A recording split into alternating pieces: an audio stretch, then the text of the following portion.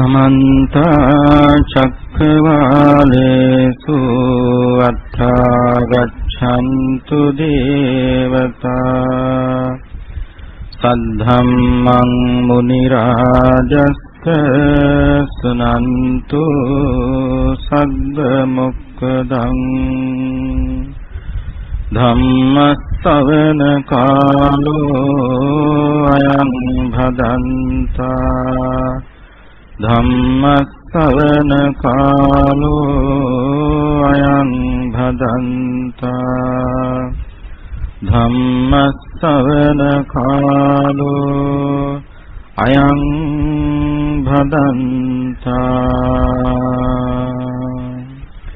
नमो तस्से भगवतो अरहतो सम्मा सम्बुद्धस्से नमो तस्से भगवतो अरहतो सम्मा सम्बुद्धस्से नमो तस्से भगवतो अरहतो सम्मा सम्बुद्धस्से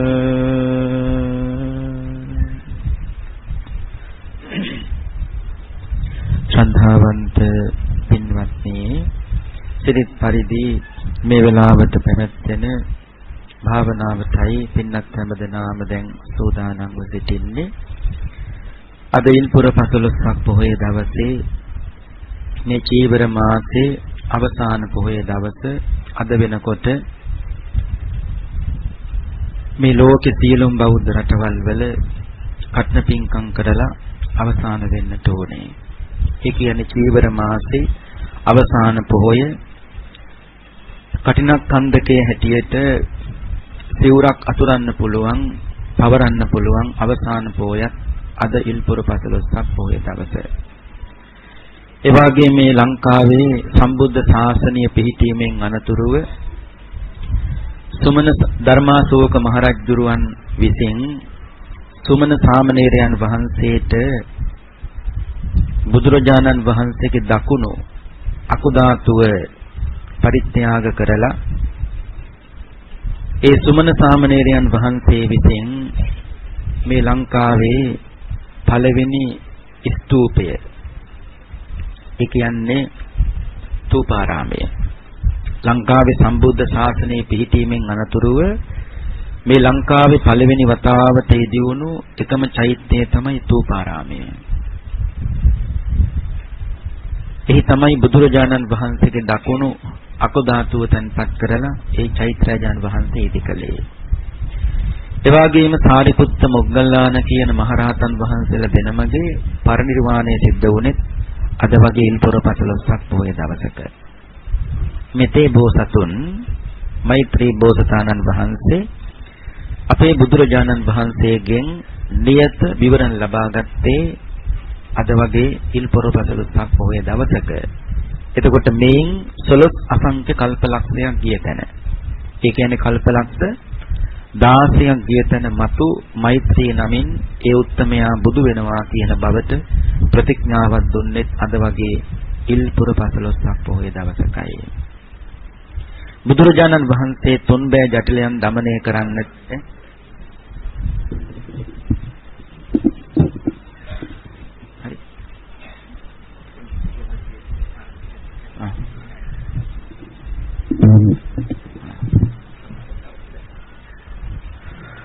බුදුරජාණන් වහන්සේ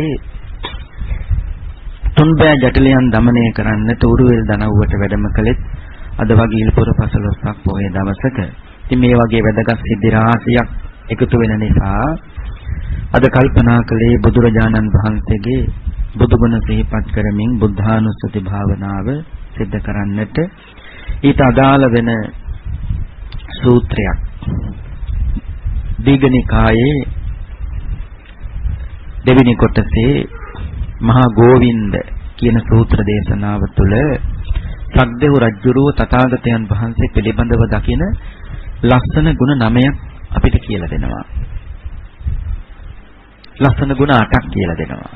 දැන් අපි දන්නේ බුදුරජාන් වහන්සේගේ බුදු ගුණ 9යිනේ. නමුත් සක්දෙව් රජුරුව තථාගතයන් වහන්සේගේ ලස්සන ගුණ 8ක් දකිනවා. ඒ පෞද්ගලිකව දකින ගුණ 8ක්. ඒකත් හරි වැදගත්. අන්නේ ගුණ 8ක් සිහි තබාගෙන මේ දේශනාවට ආරම්භයක් හැටියට බුද්ධාලම්බන ප්‍රීතිය ඇති කරගෙන මේ දේශනාව පටන් ගත්තාම ඒ සිතින් යුක්තවම පින්නතුනි මේ භාවනාවට යොමු වෙන්න පුළුවන්කම තියෙනවා. ඉතින් මේ මහා ගෝවින්ද කියලා කියන්නේ ගෝවින්ද කියන නගරේ ඒ රජුරෝ විසින් තනපු නිසා තමයි මේ ගෝවින්ද සූත්‍රය කියලා කියන්නේ. බුදුරජාණන් වහන්සේ ගිජ්ජකූට පර්වතයේ වැඩ ඉන්න දවසක පංචසික ඒ කියන්නේ දිව්‍ය ලෝකින දක්ෂම වීණා වාදකයා දවසක් එනවා ගිජ්ජකූට පර්වතයට. කවුරු හම්බෙන්නද? බුදුරජාණන් වහන්සේ මුණ ගැහෙන්න. ඇවිල්ලා පංචසික බුදුරජාණන් වහන්සේට වන්දනා කළා කියනවා භාග්‍යවතුන් වහන්සේ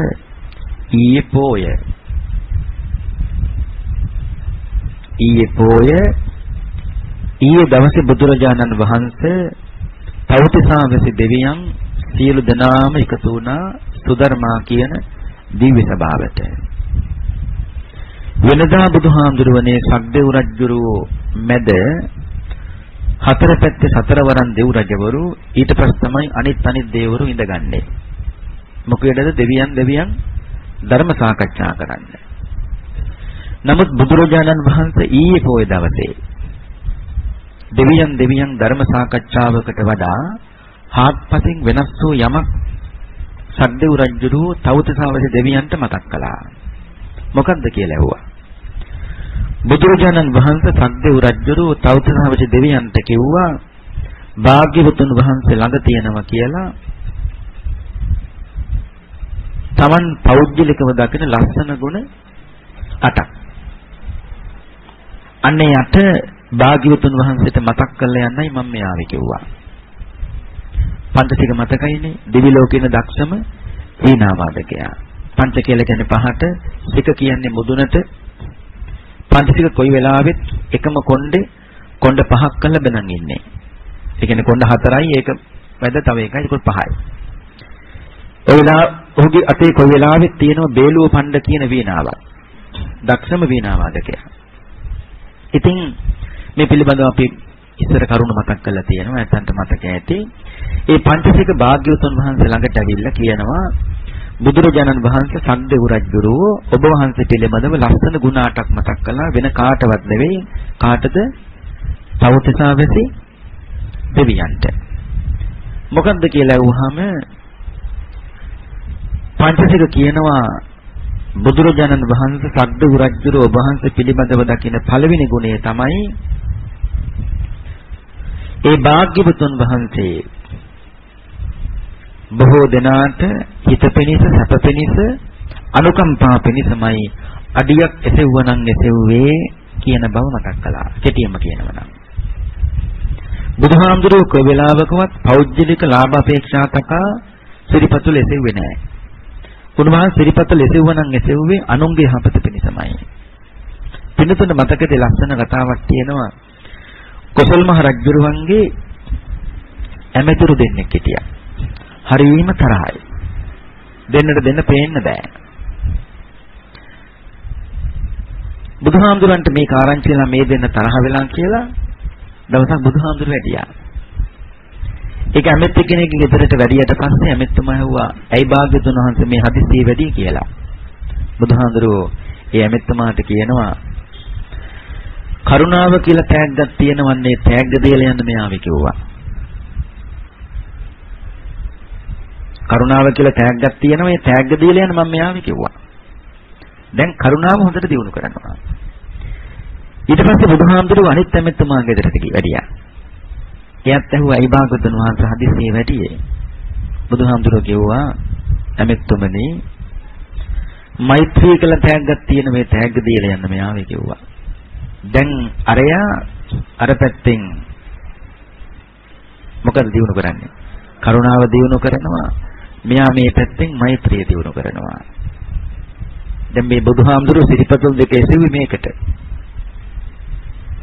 නැත්නම් බුදුහාමුදුරුවන්ට මොන දෙයකටද පින්නතුනේ මේ තරහ වෙච්ච මිනිස්සු යාළු කරන්නේ? භාගතුන් වහන්සේ කල්පනා කළේ ඒකයි. ඒක තමයි සග්ග රජුරෝ බුදුහාරු පිළිබඳ දකින පළවෙනි ගුණය. කොච්චර එකතු කළාද කියනනම් මේ ඇමතිරු දෙන්න පින්නතුණි එක මේසේ ඉඳගෙන දෙපැත්තේ වාඩි වෙලා එක බක්සිඟාන කන විදියට බුදුහාමුදුරු මේ දෙන්න එකතු කළා. මේ කොසල් රජුගේ ඇමතිරු දෙන්නේ.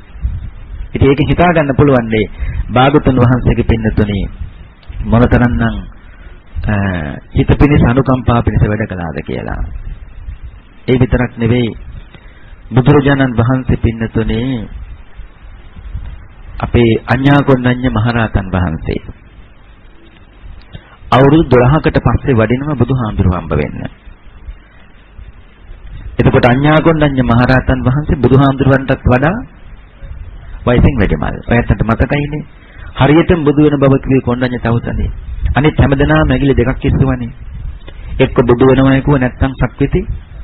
මෙයා ඉස්සුවේ එක ඇඟිල්ලයි. ඇයි කියලා හුව එක ඇඟිල්ල කොසන්නේ. බලන්නකො මේ දෙබම් මැද තියෙන ඌණ රෝම ධාතුව කරකිලා තිබෙන දකුණට කරකිලා තිබුණොත් ඌණ රෝම ධාතුව අනිවාර්යෙන් ඒ උත්තරමය බුදු වෙනවා. වමට කරකුණොත් සක්විති රජ වෙනවා කිව්වා.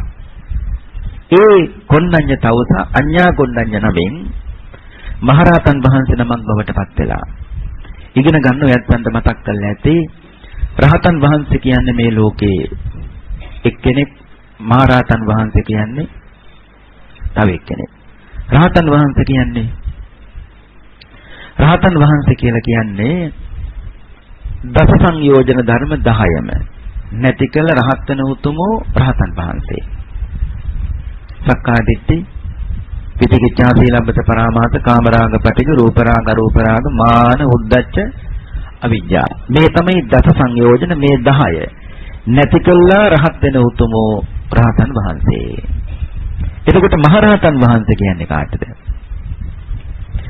මහරහතන් වහන්සේ කියලා කියන්නේ අර්ථ ධම්ම විරුක්ති පටිභාන මේවට කියන්නේ සිව් පිළිසිඹියාපත් සහිතව රහත් වෙන උතුමෝ මහා රහතන් වහන්සේ. සියලුම රහතන් වහන්සේලා මහා රහතන් වහන්සේලා නෙවෙයි. ඉගෙන ගන්නට ඕනේ. මේක කෙටිම කියනම් අත්තපටිසම්භිදා, ධම්මපටිසම්භිදා, නිරුක්තිපටිසම්භිදා, පටිභාන පටිසම්භිදා. මේ ටික කිව්වේ අත්ත ධම්ම නිරුක්ති පටිභාන කිව්වේ මෙන්න මේ ටිකට. කෙටියෙන් විස්තර කරන්නම්. අත්ත පටිසම්භිදාව කියලා කියන්නේ මහරහතන් වහන්සේට ජාති ජරා ව්‍යාධි මරණ පිළිබඳව පූර්ණ අවබෝධයක් තියෙනවා. අර්ථේ වටහා ගන්න පුළුවන් ඉක්මනින්. ආන්නේ ජාති ජරා ව්‍යාධි මරණ පිළිබඳව තියෙන පූර්ණ අවබෝධයට කියනවා අත්ත පටිසම්භිදාව කියලා. ධම්මපටිසම්භිදාව කියලා කියන්නේ ජාති ජරා ව්‍යාධි මරණ හටගන්නේ මෙහෙමයි. ජාති ජරා ව්‍යාධි මරණ නැති කරන්නේ මෙහෙමයි. කෙටිම කියනවා නම් සංස්කාර ඇති වෙන්නේ මෙහෙමයි සංස්කාර නැති කරන්නේ මේ විදියටයි කියන එක පිළිබඳව, ඒ කියන්නේ ධර්මයේ පිළිබඳව තියෙන පූර්ණ අවබෝධයට තමයි කියන්නේ ධම්ම පටිසම්භිදාව.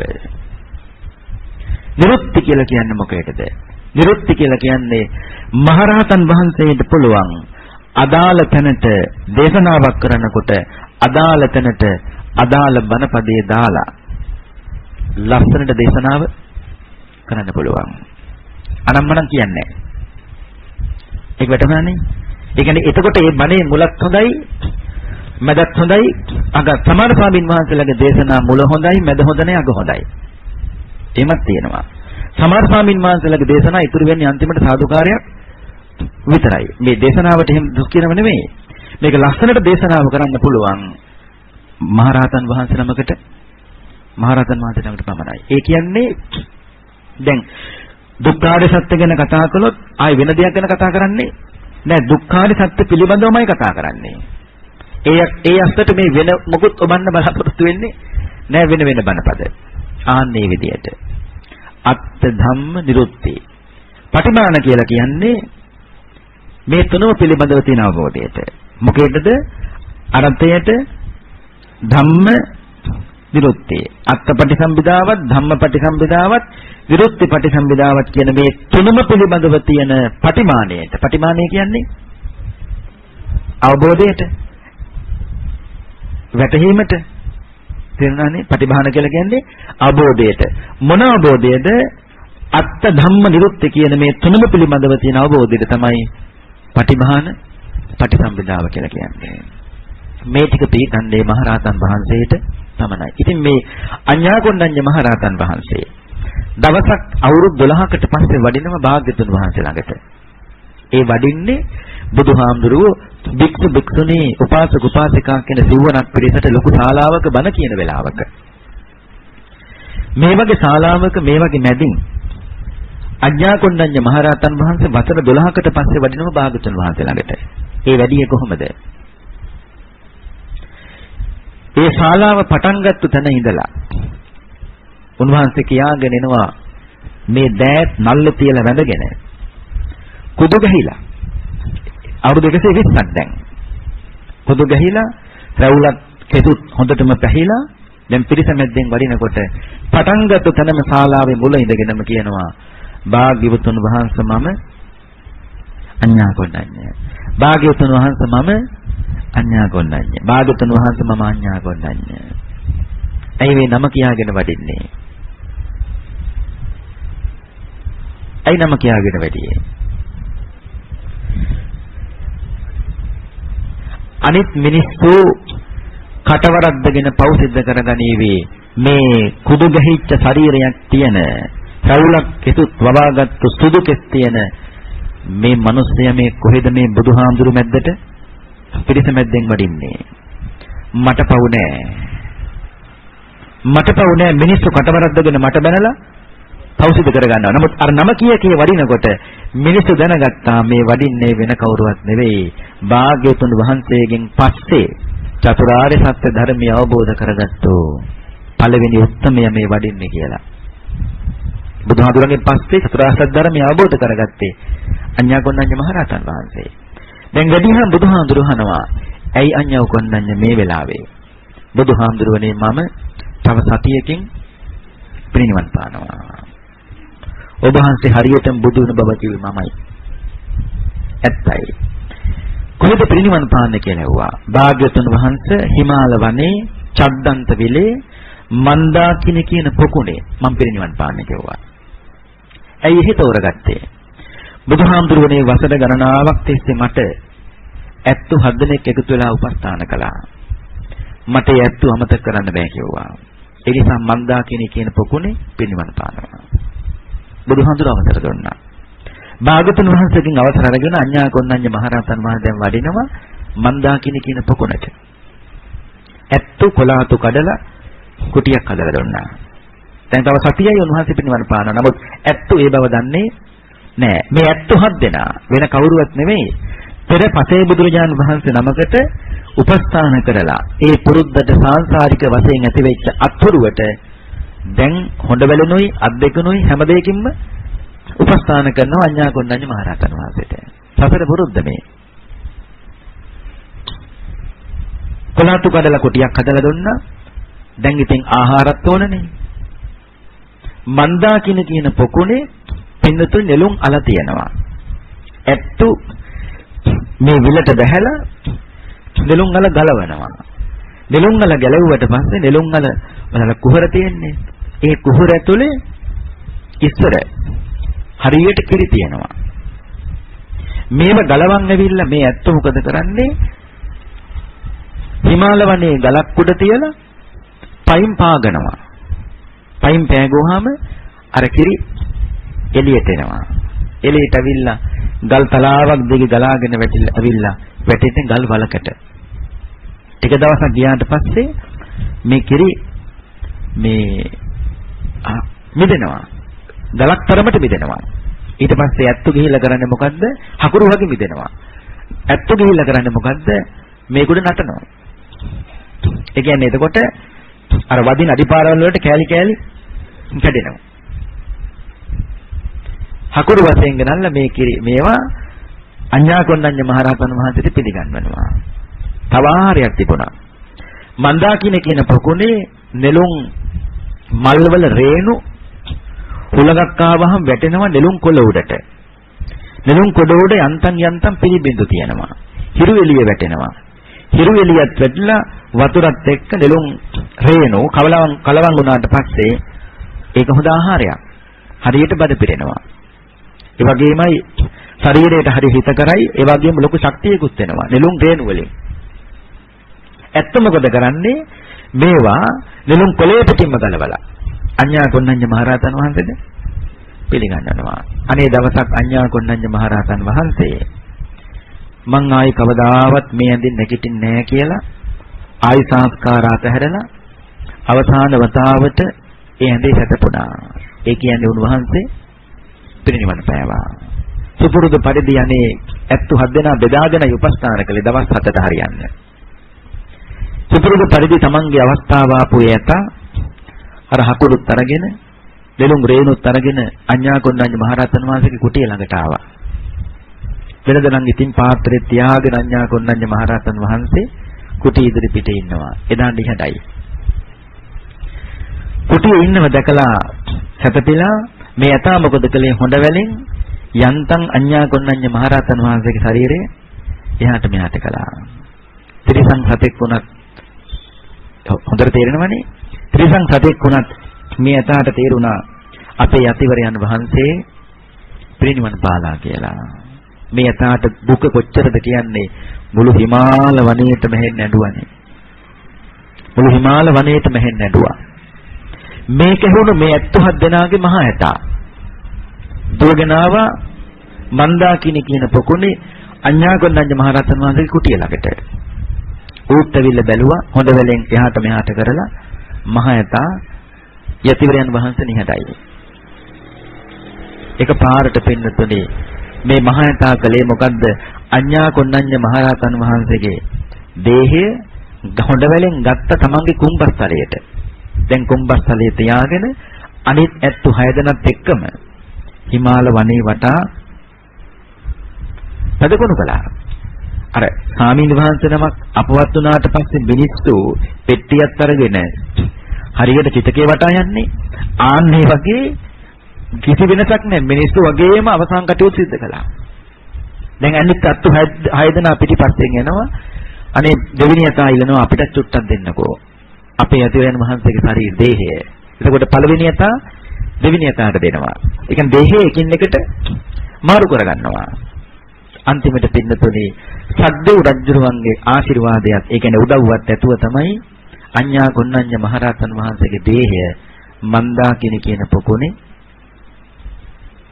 ආදාහනය කළේ. කොච්චර ලස්සනයිද? භාගතුන් වහන්සේගෙන් පස්සේ චතුරාර්ය සත්‍ය ධර්මය අවබෝධ කරගත්ත මේ ලෝකේ එකම උත්තමයන් වහන්සේ. ඒ වහන්සේ දැන් සද්දේව රජුරුව මේ කියන්නේ භාගතුන් වහන්සේ ළඟ තියෙන පළවෙනි ගුණය වටිනා ගුණය තමයි උන්වහන්සේ සිරිපතුල් දෙක එසෙව්වනම් එසෙව්වේ අනුන්ගේ යහපත වෙනුවෙන්මයි. දෙවෙනි එක තමයි පඬිතුක් කියනවා බුදුරජාණන් වහන්සේ ඔබ වහන්සේ ළඟ තියෙන ලස්සන දෙවෙනි ගුණය තමයි සද්දේව රජුරෝ දකින ඒ භාගතුන් වහන්සේගේ ධර්මයේ ගුණ කියනවා. ඒ කියන්නේ සාක්කාතෝ භගවතා ධම්මෝ සම්දිට්ඨිකෝ අකාලිකෝ ඒපස්සිකෝ උපනයිකෝ මේ ආදී වශයෙන් ධර්මයේ ගුණ කියනවා. එතකොට මේ අංගයන්ගෙන් යුක්ත ධර්මයක් පනවන දහමක් තියෙන සාත්තුන් වහන්සේ නමක් බුදුරජාන් වහන්සේ හැරුණකොට වෙන කවුරුවත් නම දකින්නේ නැහැ කිව්වා. ඒ කියන්නේ මේ භාගතුන් වහන්සේගේ ධර්මය මේ මතක් කරන්නේ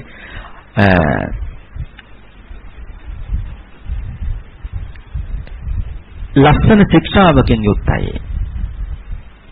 ඒ තමයි අර පින්දුතුන්ට මතක ඇති ධනක මොග්ගල්ලාන සූත්‍රය. මතකයිද? ධනක මොග්ගල්ලාන බ්‍රාහ්මණයා දවසක් යනවනේ පූරාරාමේ පන්සලට. ආවට පස්සේ පූරාරාමේ පන්සල හරි පිළිවෙලයිනේ. පඩිපෙලක් වුණත් හරි පිළිවෙලයි. දැන් ධනක මොග්ගල්ලාන බුදුහාමුදුරු ගාවට ඇවිල්ලා කියන බුදුහාමුදුරුවනේ පන්සල් හරි පිළිවෙලයිනේ පූරාරාමේ. බුදුහාර කිව්වේ පන්සල විතරක් නෙවෙයි මොකද්ද පිළිවෙල කිව්වේ? පන්සල විතරක් නෙවෙයි ගණක මොග්ගල්ලාන මේ ශාසනෙත් හරි පිළිවෙලයි කිව්වා. අනුපුබ්බ සික්ඛා, අනුපුබ්බ කිරියා, අනුපුබ්බ පටිපදාන. අපි හින්දුතුන්ට කියලා දුන්න මේවා. අනුපුබ්බ සික්ඛා මේ ශාසනයේ ගණක මොග්ගල්ලාන පුදුම ලස්සන හික්මීමක් තියෙනවා. අනුපුබ්බ කිරියා මේ ශාසනයේ තියෙන ලස්සන ක්‍රියාපටිපාටියක්. අනුපුබ්බ පටිපදා මේ ශාසනයේ තියෙනම ලස්සන ප්‍රතිපදාවක්. මේ ටිකෙන් විතරක් මම ශාසනය බොහොම ලස්සනට පාලනය කරනවා කිව්වා. එතකොට මේ ශාසනය බොහොම ලස්සනයි. ඔබ හිතන්න එපා පන්සල විතරයි ලස්සන මගේ කියලා. මේ ශාසනෙත් හරිම ලස්සනයි. මම ශ්‍රාවකෙක් මහාන කරලා තීරු පෙරෙව්වයි දැන් වැඩේ හරි කියලා මම කවදාවත් භික්ෂුවක් අතහරින්නේ නැහැ. මම ඒ භික්ෂුවට වරින් වර ගෙනල්ලා අවවාද කරනවා. අවවාද කරනකොට මට වැටහුණොත් මේ භික්ෂුවට දැන් සාස්තුන් වහන්සේ නැතුව ජීවත් වෙන්න පුළුවන් කියලා අන්න එදාට තමයි මම මේ භික්ෂුව අතහරින්නේ. ඒ තාක් මම මගේ ළඟමයි මේ භික්ෂුව තියාගන්නේ කිව්වා. ඊළඟට තුන්වෙනි ගුණය. භාගතුන් වහන්සේ සද්දු රජුගේ ඔබ වහන්සේ පිළිබඳව දකින තුන්වෙනි ගුණය තමයි ඒ භාගතුන් වහන්සේ මේ කුසලයයි මේ අකුසලයයි මේ නිර්වද්‍යයි මේක සාවද්‍යයි මේ දේ ඇසුරු කළ යුතුයි මේ දේ ඇසුරු නොකළ යුතුයි කියලා භාගතුන් වහන්සේ අර මේ ශාසනයේ මේ පිළිවෙත පනවන වෙන කිසිම කෙනෙක් මම මේ ශාසනය තුල දකින්නේ නැහැ. දැන් වැටුණානේ මේ කුසලය මේ අකුසලය මේ නිර්වද්‍යයි මේක සාවද්‍යයි මේක හොඳයි මේක තරකයි මේක හීනයි මේක ප්‍රණීතයි මේ ආදී වශයෙන් පනවන මේ පිළිවෙත පනවන භාගතුන් වහන්සේ හැර වෙන කිසිම ශාස්ත්‍රෝරේ මේ ශාසනය තුල මම දකින්නේ නැහැ කිව්වා. භාවනාවටත් කාලය ඉතුරු කරගත යුතු නිසා පින්නතුනේ ඊට පස්සේ කියනවා දැන් මේ කවුද මේ කතාව කියන්නේ? පංචසික දිව්‍ය ලෝකේ තවුසා දිව්‍ය ලෝකේ ඊයේ පොය දවසේ සද්දෝ රජුරු තවුසාවසි දෙවියන්ට බුදුහාරු පිළිබඳව කියපු ලස්සන කරුණු අට මේ කියන්නේ. හතරන එක තමයි ඒ භාග්‍යතුන් වහන්සේ නිවන් මඟ මැනවින්ම දේශනා කළා. ගංගා නදී ජලය යමුනා නදී ජලය හා සස දෙන්නාසේ භාගතුන් වහන්සේ හැර මේ පිළිවෙත පනවන වෙනස් ශාස්ත්‍රවරයෙක් මේ ශාසනය තුල මම දකින්නේ නැහැ කිව්වා. මේ කෙටියෙන්ම කියනවා නම් ශ්‍රාවකයන්ට නිවන් මඟ මැනවින්ම දේශනා කළා. බුදුහාමුදුරුවෝ මේ පුජ්‍යලයට නිවන් මඟ එපා කියලා බැහැර කළේ නැහැ. අර වික්ෂුණී ශාසනය පිළිටවන්න හදපු වෙලාවේ පින්නතුන්ට මතකද ආනන්ද හාමුදුරුවන්ට බුදුහාමුදුරුවෝ කිව්වා ආනන්ද මේ වැඩේ කරන්න එපා. මේ වැඩේ කළොත් ආනන්ද ඒ කියන්නේ ස්ත්‍රීන්ට මහානකම නොදුන්නොත් මේ ශාසනයේ තියෙනවා කියව මගෙන් පස්සේ අවුරුදු ආනන්ද ස්ත්‍රීන්ට මහානකම නොදුන්නොත් මගෙන් පස්සේ මේ ශාසනයේ තියෙනවා කියව අවුරුදු 10000ක් ස්ත්‍රීන්ට මහානකම දුන්නොත් මේ ශාසනයේ තියෙන අවුරුදු මගෙන් පස්සේ 5000යි කිව්වා. ආනන්ද මේ දෝෂයක් කියනව නෙවෙයි. මේ ලෝකේ ආනන්ද අනාගතේ ස්ත්‍රී පක්ෂය වැඩි වෙනවා. මේ බුදුහාරු දේශනා කරන්නේ. මහවග්ගපාළියේ ස්ත්‍රී පක්ෂය වැඩි වෙනවා ආනන්ද එතකොට වැඩිපුර මහාන වෙන්නේ ස්ත්‍රීන් කාන්තාව මහාන වෙනවා. එපා කියවල නෙවෙයි. ස්ත්‍රීන් ඒ කියන්නේ භික්ෂුණී ශාසනය බහුල වෙනවා ආනන්ද භික්ෂු ශාසනය අඩු වෙනවා. පිරිස වැඩි නම් ආනන්ද එතෙන්ට තමයි බලය වැඩි. ආ ස්ත්‍රී පුරුෂ කියලා ભેදයක් නැහැ. පිරිස වැඩි නම් බලය වැඩි. එතකොට ආනන්ද ස්ත්‍රීන්ට බලය යනවා. භික්ෂුණී ශාසනය වැඩි වෙනකොට ස්ත්‍රීන්ට බලය වැඩි වෙනකොට මේකෙන් ප්‍රයෝජන ගන්න පිරිසක් ඉන්නවා නාගතේ. ඒ කවුද? ආනන්ද අධර්මවාදීන්. අධර්මවාදීන් කියන්නේ ආනන්ද තථාගතයන් වහන්සේගේ භාගතුන් වහන්සේගේ ධර්මය විකෘති කරන පිරිසක් අනාගතේ ලෝකයේ ඇති වෙනවා. තේරෙනවනේ මේ කියන එක. කියන්නේ බුදුහාමුදුරු දේශනා කළ ධර්මයෙන් පිට ඒත් හදාගත්තු ධමයක් තියෙනවනේ. ආන්නේක ඉක්මනට ඉස්මතු කරන පෙළඹෙනවා කිව්වා. එහෙම පෙළඹෙන්නේ ආනන්ද භික්ෂු ශාසනයේ බහුලව තිබුණා. ඉස්කීගේ තියෙන භික්ෂු ශාසනයේ තියෙන දුර්වලත්වය දැක ඒත් කරන්න හදන්නේ මොකද්ද? අධර්මයේ තවත් වපුරන්නට උත්සාහවත් වෙනවා. ඒත් අධර්මවාදීන් දන්නවා කිව්වා ස්ත්‍රිය කොතනත් දුර්වලයි. ස්ත්‍රිය කොතනද මේ දෝෂයක් කියනව නෙවෙයි. ස්ත්‍රිය කොතනද දුර්වලයි ඒ දුර්වලත්වයේ දැක දැක අධර්මවාදීන් ඒ ධර්මයේ විකෘති කරන්න උත්සාහවත් වෙනවා.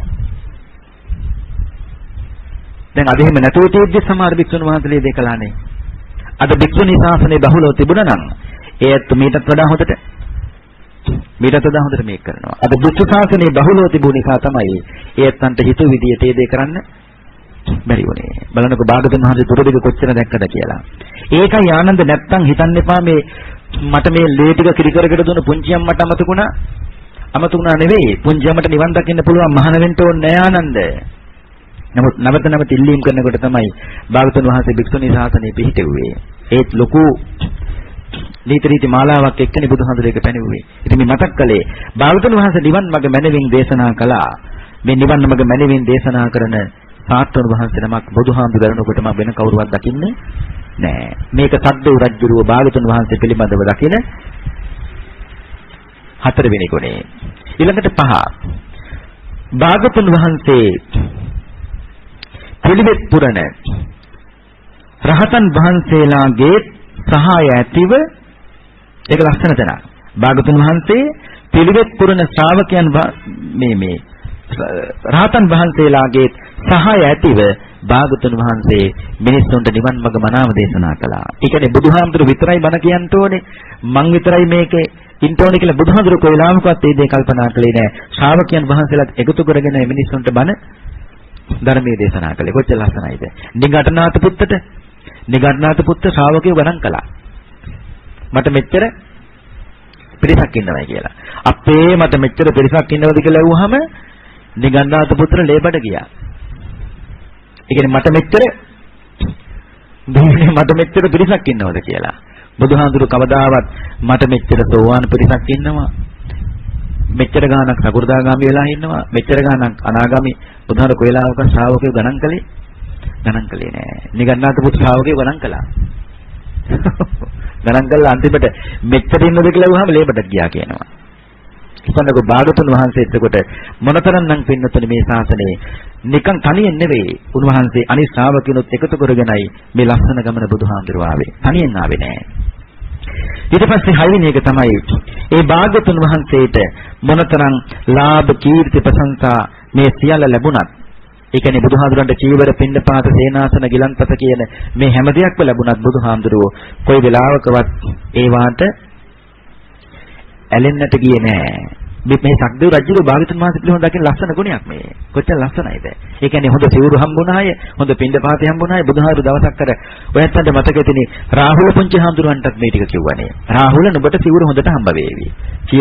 චීවර හම්බ වේවි, සේනාසන හම්බ වේවි, හොඳ ඇතිරිදී හම්බ වේවි. ගිලම්පස හම්බ වේවි. හැබැයි ඒතේසු තණ්හං මාකාසී. රාහුල මේවට තණ්හාවක් නැති කරගන්න එපා. මේ සිව්පසයට තණ්හාව ඇති වුණොත් රාහුල ආයි මේ ලෝකයට එනවද නැද්ද? ආයි මේ ලෝකයට එනවාමයි. ඒ නිසා රාහුල මේවට කවදාවත් ඇලීමක් ඇති කරගන්න එපා. නුඹට මම දන්නවා අම්මා ගෙදර කැව්වේ රත්තරන් පිඟානක. මේ භාගතුන් වහන්සේ කියන රාහුල පුජාඳුරන්ට. නුඹට රාහුල ගෙදර අම්මා කැව්වේ රත්තරන් පිඟානක. අම්මා නුඹට කෑම බෙදලා දුන්නේ රත්තරන් හැන්දෙන්. ඒත් රාහුල මෙහෙව නෑ. මෙහෙව නෑ. ඔය අනුරාධපුර පැත්තේ පන්සලක් තියෙනවා. උන්වහන්සේ හරියට ආගන්තුක ස්වාමීන් වහන්සේට සලකනවා. පුළුවන් හැටියට සලකනවා. උන්වහන්සේ භාගතුන් වහන්සේ කියන්නේ බුදුහාමුදුරන්ගේ ප්‍රතිමාව තැන්පත් කරලා තියෙන පිටුරු කොටක් උඩ. මම ඇහුවා ඇයි මේ භාගතුන් වහන්සේට මේ වගේ තැනක් දුන්නේ කියලා. පිටුරු කොටක් උඩ බුදුහාමුදුරු තියලා තියෙන්නේ කියලා. උන්වහන්සේ මොකද්ද කිව්වේ? ඒක අර්ථයක් තියෙනවා. මම හාමුදුරුවනේ මගේ ළඟ ලොකු සම්පත් නෑ. බුදුහාමුදුරු ඉන්නේ පිටුරු කොටක. ඒ නිසා එන කෙනෙක් භික්ෂුන් වහන්සේලාව ගිහියෝ වේවා මම පුළුවන් හැටියට මම සලකනවා. කවුරුත් තේරුම් ගත යුතුයි භාගතුන් වහන්සේ ඉන්නේ පිටුරු කොටකයි. ඒ නිසා මෙතන ලොකු සම්පත් නෑ. පුළුවන් හැටියට මෙට්ටයක් හරි කොට්ටයක් හරි දෙසීටයක් හරි දාගෙන ඉඳලා ඊට පහුඳ යන්නේයි තියෙන්නේ. ආන්න එක තේරුම් ගන්නයි නැත්තම් මෙතන ඇවිල්ලා සමහරු මගෙන් අර කියනවා මේ කියනවා මට ඒව දෙන්න විදියක් නැහැ කිව්වා. මම කියනවා ඒක භාගතුන් මහජිත් ඉන්නේ හරි විදියට නම්. හරි ඉතින්. ඔව්. ඉතින් ඒ බුදුරජාණන් වහන්සේ මේ සද්දෝ රජුව මතක් කරනවා මේ භාගතුන් වහන්සේට මොනතරම් ලාභ ප්‍රශංසා හැමදේම ලැබුණත් උන්වහන්සේ කවදාවත් ඒවට ඇලෙන්නේ නැහැ කිව්වා. ඊළඟට හත්වෙනි එක තමයි සද්දෝ රජුව දකින භාගතුන් වහන්සේගේ තියෙන ඒ භාගතුන් වහන්සේ යථාවාදී තථාකාරී අනිත් පැත්තට කියන්න ඕනේ. ඔව් යථාවාදී තථාකාරී යථාවාදී බුදු භාගතුන් වහන්සේ යථාවාදී යමක් කියනවද තථාකාරී ඒ විදිහටම කරනවා. යථාකාරී යම් විදිහට බුදුහාරු කරනවද ඒ විදිහටම කියනවා. දැන් මේ කාලෙත් මේ කියන විදිහට කරනවා නම් උත්තර හොඳයිද නේ? ඉතින් භාගතුන් වහන්සේගේ එහෙම කතා දෙකක් නැහැ. උන්වහන්සේ කිව් දේ කරනවා, කරපු දේ කියනවා. එහෙම භාගතුන් වහන්සේ. ඊට පස්සේ අන්තිම එක තමයි බුදුරජාණන් වහන්සේ පිළිබඳව දකින අන්තිම ගුණය තමයි සක්දේව රජුරෝ. ඒ භාගතුන් වහන්සේ ආර්ය මාර්ගයෙන් විචිකිච්ඡාව දුරු කළා කිව්වා. ඒ කියන්නේ ශ්‍රාවකයන්ට මේ ධර්මයේ පිළිබඳව කිසිම ගැටලුවක් ඇති නොවන විදියට නිවන් මඟ මනාව භාගතුන් වහන්සේ ශ්‍රාවකයන්ට දේශනා කළා කියලයි මේ කියන්නේ. ඉතින් මේ තමයි සක්දේව රජුරෝ භාගතුන් වහන්සේ පිළිබඳව දකින ලස්සන ගුණාට. මේ ගුණාට කිව්වට පස්සේ බුදුහාමුදුරුවනේ සෞදිසාවසි දෙවියෝ සක්දේව රජුරවන්ට කිව්වා අනේ මේ වගේ බුදුවරු 4 නමක්වත් මේ ලෝකෙ වැඩ හිටියනම් කොච්චර හොඳයිද කියලා. ඊට පස්සේ සක්දේව රජුරෝ සෞදිසාවසි දෙවියන්ට කිව්වා බුදුවරු 4 නමක් නෙවෙයි ඉන්න එක බුදුහාමුදුර රැකගන්න බලා ගන්න කිව්වා. ඉන්න එක බුදුහාමුදුර ඉන්නවනේ.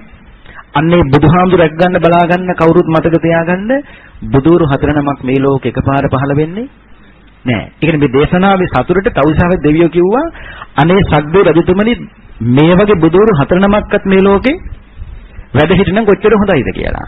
සක්දේව රජු කිව්වා 4 නමක් නෙවෙයි ඉන්න එක බුදුහාමුදුර ඉන්නවනේ. අන්නේ එක බුදුහාමුදුර බලා ගන්න මතක තියාගන්න කිව්වා. කොච්චර හොඳයිද. ඉතින් මේක තමයි ගෝවින්ද කියන සූත්‍ර දේශනාව. අද අපේ බුද්ධානුස්සති භාවනාව නිසා මේ පැහැදීම ඇති කරගන්නයි මේ කරුණ ටික පින්නතුන්ට මතක් කළේ. දැන් අපි සුළු වෙලාවක් විනාඩි 15ක් තියෙනවා භාවනාවට කාලයක්. ඒ නිසා අපි බුද්ධානුස්සති භාවනාව සිද්ධ කරමු කවුරුත් ඒ සඳහා සූදානම් වෙන්න.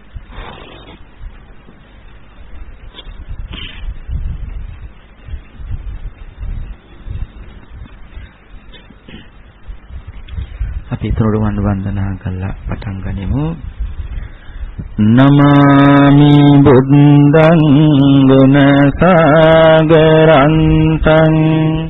සත්තා සදා හොන්තු සුඛී අවේරා කායෝ ජීගුඤ්ඤෝ සකලෝ දුගන්ධෝ ගච්ඡන්ති සම්බේ මරණං අහංච නමාමි ධම්මං සුගතේන දේශිතං සත්තා සදා හොන්තු සුඛී අවේරා කායෝ ජීගුඤ්ඤෝ සකලෝ දුගන්ධෝ ගච්ඡන්ති සම්බේ මරණං අහංච නමාමි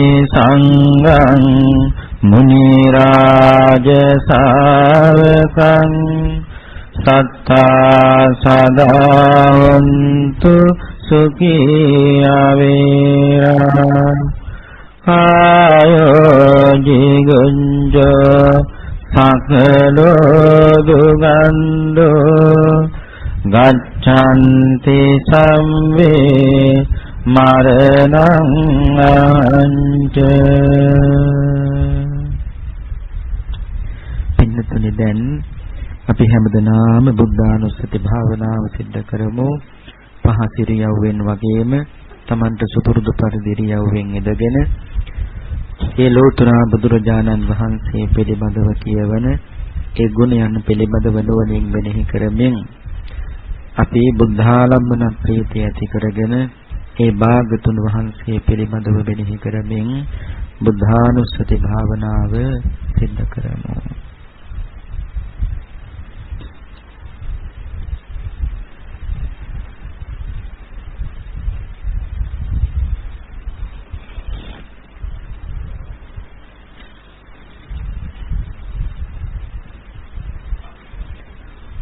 මාගේ ස්වාමීයෝ භාග්‍යවතුන් වහන්සේ රහසින්වත් පව් නොකළසේක. සියලු පාපයන්ගෙන් මිදුණුසේක.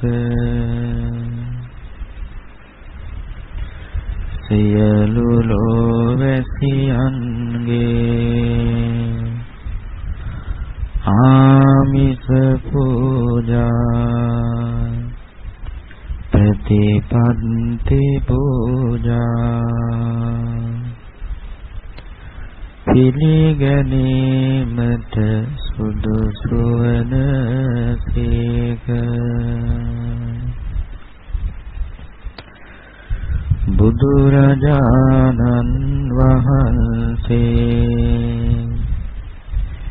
ඇසින් රූප දැක ඒ රූප කෙරෙහි නොඇලුණුසේක. නොගැටුණුසේක. මුලානෝනුසේක.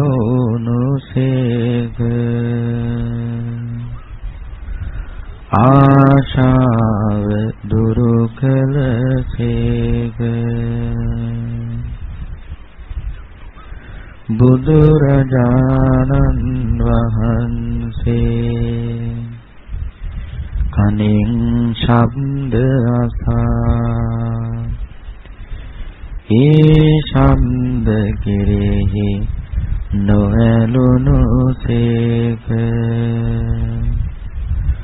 නොගැටුණුසේක. මුලා නොවුණුසේක. ආශාව දුරු කළසේක. ඒ බුදුරජාණන් වහන්සේ නාසයෙන් ගඳ සුවඳ දැන ඒ ගඳ සුවඳ කෙරෙහි නොඇලුණුසේක.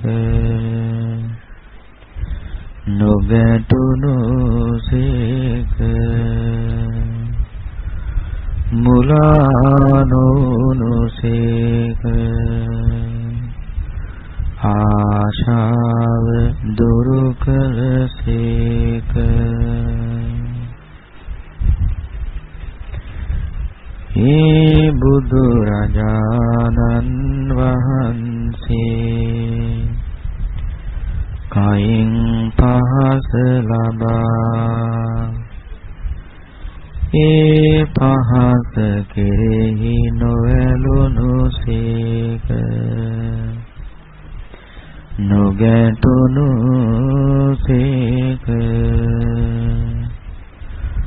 මුලානෝනුසේක. ආශාව දුරු කළසේක.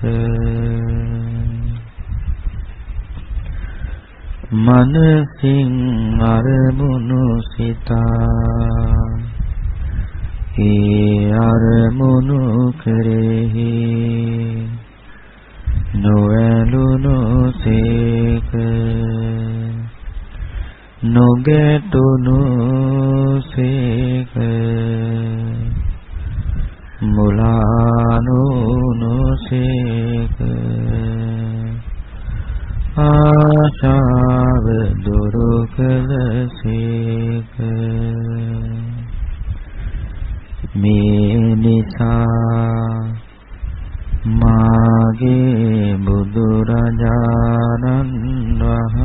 වහන්සේ අරහං නම් වනසේක.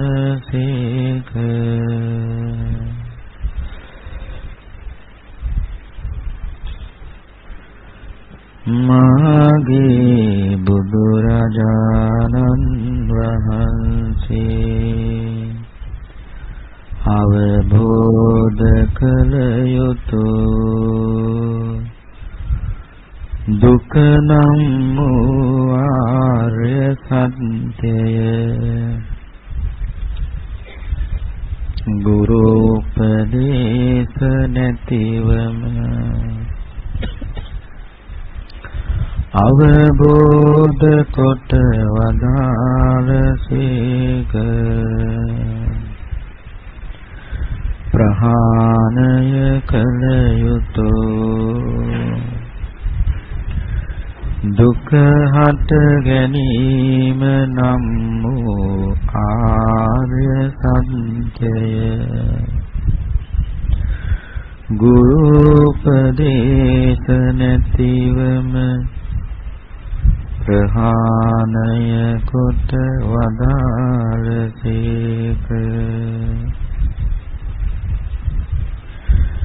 සාක්ෂාත් කළ යුතුය දුක නැතිවීම නම් වූ ආර්ය සත්‍යය ගුරු උපදේශ නැතිවම සාක්ෂාත් කොට වදාළසේක.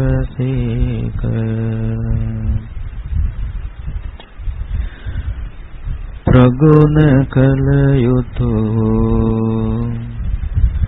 දුක නැතිවීමේ මඟ නම් වූ ආර්ය සත්‍යය ගුරු උපදේශ නැතිවම සාක්ෂාත් කොට වදාළසේක.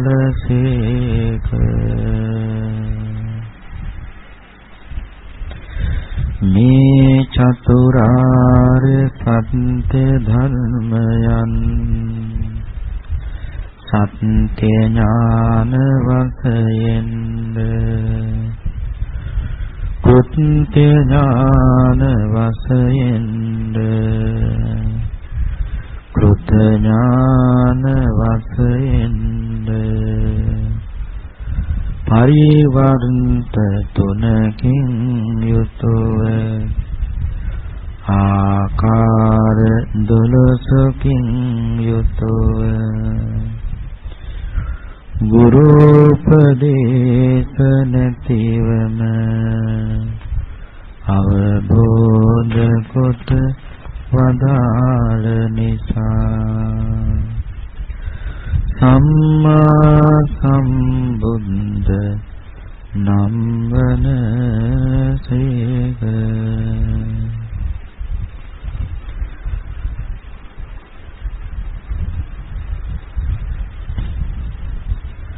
මාගේ ස්වාමියෝ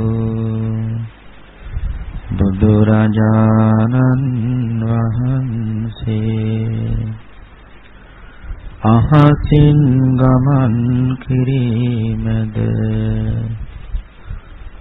පොළොවේ කිමිදී වෙන තැනකින් මතුවීමද ජලයෙහි සක්මන් කිරීමද සියල්ල විනිවිද නොපෙනී ගමන් කිරීම ආදී අනන්ත ප්‍රාතිහාරයෙන් ඉන්ද්‍රිය ඥානය ලබාගත් සේක. දුර තිබෙන රූපයන්ද ළඟ තිබෙන රූපයන්ද දැකීමේ හැකියාව දිබ්බ චක්කු ඥානය ලබාගත් සේක දුර තිබෙන ශබ්දයන්ද ළඟ තිබෙන ශබ්දයන්ද ඇසීමේ හැකියාව දිබ්බ සෝත ඥානය ලබාගත් සේක සියලු ලෝක සත්ත්වයන්ගේ අතීත ජීවිත දැකීමේ හැකියාව පුම්බේ නිවාසානුස්සති ඥානය ලබාගත් සේක ලියලු ලෝක සත්ත්වයන් උපදින ආකාරයද කර්මානුරූපව චුතවන ආකාරයද දැකීමේ හැකියාව නම් වූ චතුප්පාත ඥානය ලබාගත් සේක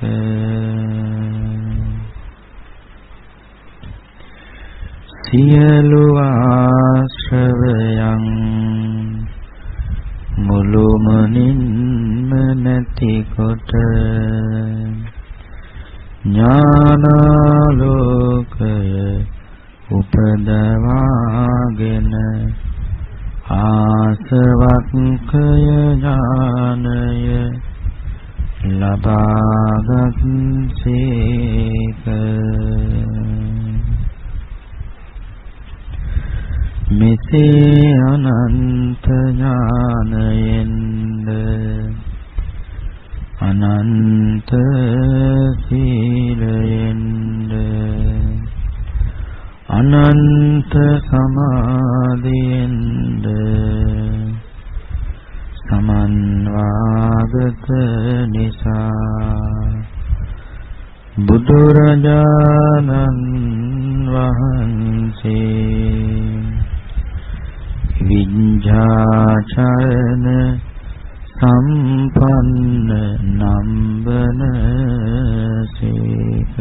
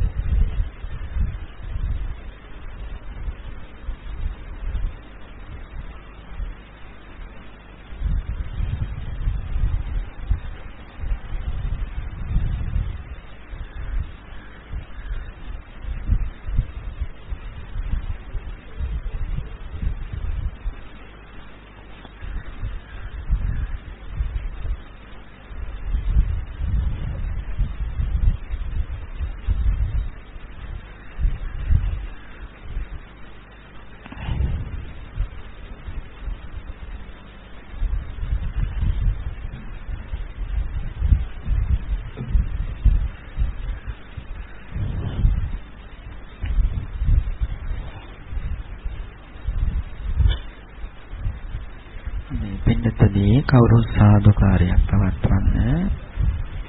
අද